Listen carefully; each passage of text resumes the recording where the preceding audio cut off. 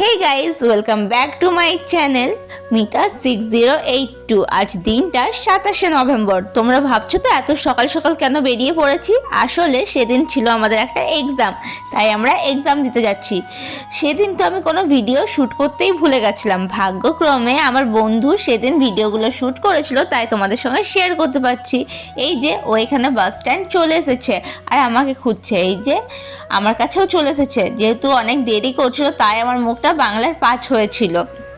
এই যে এবার আমরা একটা বাসে উঠে পড়ব, দুর্গাপুরের বাসে। আমরা তো ভয় পাচ্ছিলাম যে আমরা ঠিক সময় পৌঁছাতে পারবো কি না, কারণ আমার ফ্রেন্ড বলেছিল যে ও 5টায় বেরোবে, কিন্তু আমি ওর থেকে আগে উঠেছিলাম আর ওকে ফোন করেছিলাম। তখন জানতে পারি ও ঘুমোচ্ছে। কীভাবে ফোন করেছিলাম, না হলে তো সেদিন আমাদের যাওয়াই হতো না। দেখছো, যেদিন দেরি হয় সেদিন সব দিক থেকেই দেরি হয়। এই যে এখানে জ্যামও লেগে গেছে, তাতে কিছু তো করার নেই। তার মধ্যেও আমরা যাচ্ছি। কিছুক্ষণের মধ্যে আমরা ভিরিঙ্গি মোড় পৌঁছে গেছিলাম। এখানে ভাবছো তো আমি এত শান্ত হয়ে কেন আছি? আসলে শান্ত নয়, আমার কানে হেডফোন ছিল, আমি গান শুনছিলাম। আর ও এইদিকে রাস্তাগুলো দেখছিল যে কতটা এলাম কতটা না। এখানে ফাইনালি আমরা ভিরিঙ্গি মোড়ের কাছে চলে এসেছি, তাই আমরা গেটের সামনে দাঁড়িয়ে আছি। ভিরিঙ্গি মোড়ে নেমে আমরা এখন যাব প্রান্তিকা, কারণ শান্তিনিকেতন পলিটেকনিক কলেজটা অনেকটা ভেতরের দিকে। এখানে টোটোগুলোতে জিজ্ঞেস করলাম তো বলছে শান্তিনিকেতন পলিটেকনিক যেতে নাকি লাগবে 300 টাকা, মানে মাথা পিছু 150 টাকা করে। আর কি ভাগ্যে আমরা যাইনি, একটু আগে যে আমরা প্রান্তিকা পর্যন্ত গেছিলাম 10 টাকা করে। তারপর প্রান্তিকা থেকে শান্তিনিকেতনের বাসে নিয়েছিল 15 টাকা করে, মানে মাথা পিছু 25 টাকা করে খরচা হয়েছিল। আর সেখানে 150 টাকা।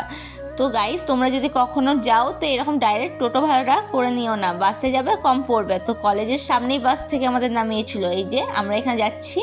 আমরা তো ভয় পেয়ে গেছিলাম যে আমাদের নাকি দেরি হয়ে গেছে আর আমরা এক্সামে বসতেও পারবো না, কিন্তু দেখি না, আমাদের দেরি হয়নি, এখনও অনেকে যাচ্ছে। আর আমরা ভেতরে যেয়ে আমাদের চেকিং হতেও অনেক টাইম বেঁচে গেছিলো হাতে, তাই ভালোই হয়েছিল, আমরা ঠিক টাইমে পৌঁছে গেছিলাম। এইখানে কলেজটা খুবই সুন্দর দেখতে। এই পলিটেকনিক কলেজটার চারিদিকে এত গাছপালা, এত সুন্দর মাঠ, মানে খুবই সুন্দর বলতে গেলে। আর আমাদের কলেজটাও সুন্দর, কিন্তু আমাদের কলেজটার থেকেও এটা অনেক বেশি সুন্দর। এইখানে আমার ফ্রেন্ড বলছে আমি একটু আগে যাচ্ছি, তুই আমার একটু ভিডিও করে দে। ওর আমি ভিডিও করছিলাম, তারপর ভাবলাম ওকে তোমরা কতক্ষণ দেখবে, তাই আমি আমার মুখটাই তোমাদেরকে দেখিয়ে দিলাম। দেখো,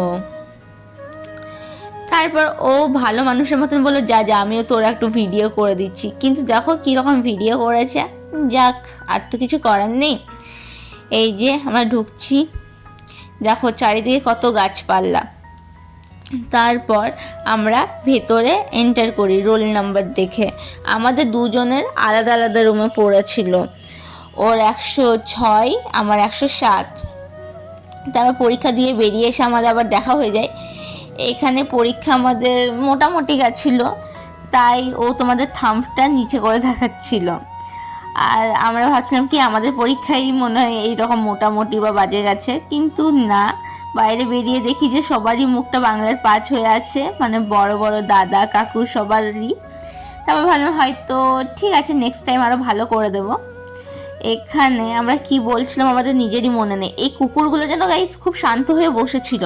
তো আমার ফ্রেন্ডটা বলছে দেখ কুকুরগুলো কি শান্ত। ও যেই বলেছে যে কুকুরগুলো কত শান্ত হয়ে বসে আছে, সেই কুকুরগুলোর মধ্যে ঝগড়া লেগে গেল। দেখো কত দৌড়াদৌড়ি করছে। তো আমরা ওটা নিয়ে হাসাহাসি করছিলাম যে দেখ তুই বললি আর এইরকম হলো। আর এখানে আমরা আবার যাচ্ছি বাইরের দিকে। এখানে মানে যেন গাইস অনেক গাছ ছিল, আর পেঁপে গাছগুলো এত ছোট ছিল কিন্তু তাতেও পেঁপে ধরেছিল। তারপর এই যে আমরা আবার বাড়ি যাওয়ার জন্য টোটোতে চেপে পড়েছি। এখান থেকে আমরা যাব প্রান্তিকা। প্রান্তিকা থেকে আবার আমরা টোটো করে চলে গেছিলাম মোড়ে, ভিরিঙ্গি মোড়ে। এখানে আমরা অনেকক্ষণ দাঁড়িয়েছিলাম, কিন্তু এখানে কোনো বাসই দাঁড়াচ্ছিল না, তাই আমরা একটু আগে হাঁটছিলাম। তারপর আমরা একটা ফাইনালি বাস পেয়ে যাই। ওই বাসটাতে আমরা চেপে যাই। এই বাসটা নয়, অন্য একটা বাস। ফাইনালি আমরা বাসে চেপে যাই। তারপর আমরা আসানসোল পৌঁছে যাই। আসানসোল পৌঁছে আমরা একটা করে ড্রেস কিনে নিয়েছিলাম। তারপর আমরা আবার যে যার বাড়ি চলে গেছিলাম। তো আজ এই পর্যন্তই, দেখাবে অন্য একটা ভ্লগে। টাটা।